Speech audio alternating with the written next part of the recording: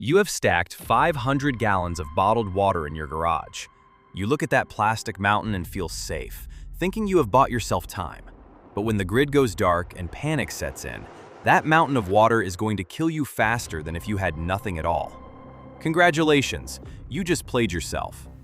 The truth is, hydration is not about volume. It is about mathematics and cellular biology. When panic hits and you are sweating, boarding up windows, or running from the chaos outside, your body does not just lose water. It bleeds out the electrical charge that keeps your heart beating. And what do? You chug pure, mineral-stripped bottled water, flushing the last remaining electrolytes right out of your kidneys. You drown your own cells while dying of thirst. They will collapse in the streets surrounded by empty bottles, wondering why their muscles cramp and their vision goes black. They will die confused. But you will understand that the difference between surviving and becoming a statistic is a simple $3 item sitting on the bottom shelf of your local grocery store right now. An item absolutely nobody is buying. Before we expose the exact chemical formula that separates the living from the dead, hit the like button and subscribe. Consider it a flare gun for the algorithm, letting it know you are still alive, paying attention, and not just another sheep waiting to be sheared. Let us establish the baseline reality. Mistake number 1 is the pure water myth. They watch movies where a survivor drinks from a pristine desert stream and is suddenly cured. That is Hollywood garbage. In a high-stress survival scenario, your body operates like a nuclear reactor running out of coolant. You dump sweat, and with it goes sodium, potassium, magnesium, and chloride. These are the conductive minerals that allow your brain to tell your lungs to breathe.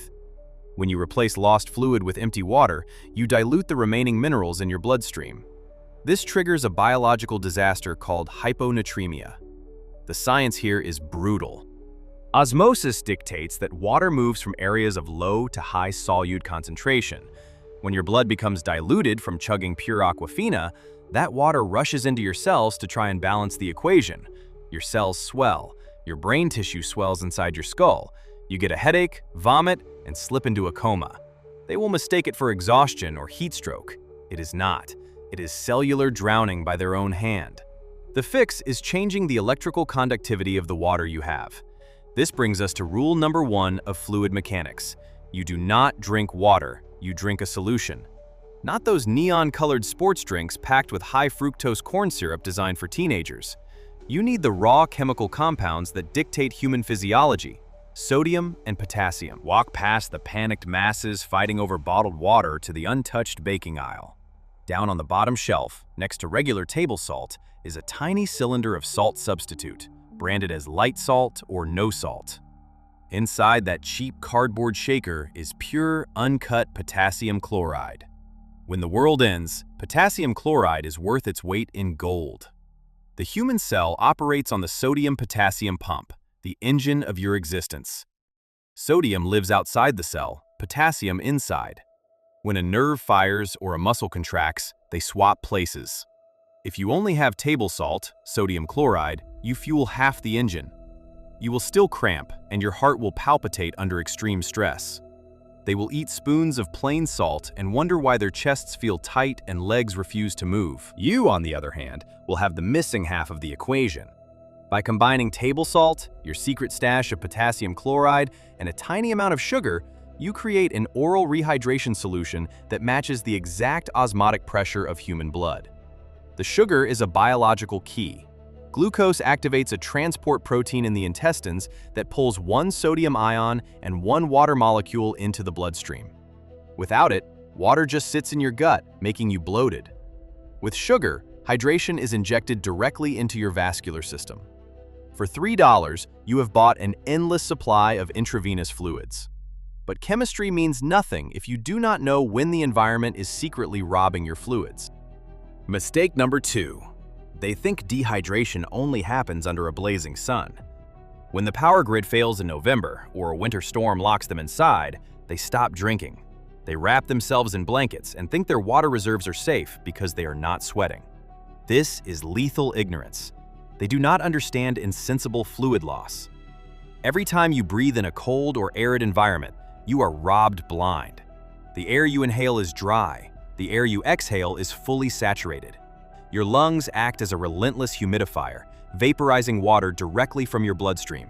You cannot see or feel it, but you are desiccating from the inside out. Over 24 hours in cold weather survival, you can easily exhale over a liter of pure water. Because you are not hot, your brain does not trigger thirst. They will dry out like mummies while staring at unopened water. You will understand the thermodynamics of respiration. Let us talk about cortisol and adrenaline. When sirens go off or glass breaks, your sympathetic nervous system hijacks your body. Your adrenal glands dump hormones, spiking blood pressure by constricting vessels. Sensing this spike, your kidneys immediately filter water out of your blood to relieve tension. This is stress diuresis. While panicking, their kidneys are aggressively flushing out the very fluids and electrolytes needed to survive the next 48 hours. They are literally pissing away their operational capacity. This leads to the second rule of fluid management. Never trust your sensation of thirst. Thirst is a lagging indicator of systemic failure. By the time your brain signals you need water, your total blood volume has already dropped by 2%. Your aerobic capacity plummets, fine motor skills degrade, and cognitive processing drops by up to 20%. In survival, being clumsy and slow gets you killed. They will wait until their mouths feel like sandpaper before uncapping a bottle. By then, their blood has thickened and muscles are starving for oxygen. The fix is ruthless, scheduled maintenance. You treat your body like a machine requiring constant lubrication.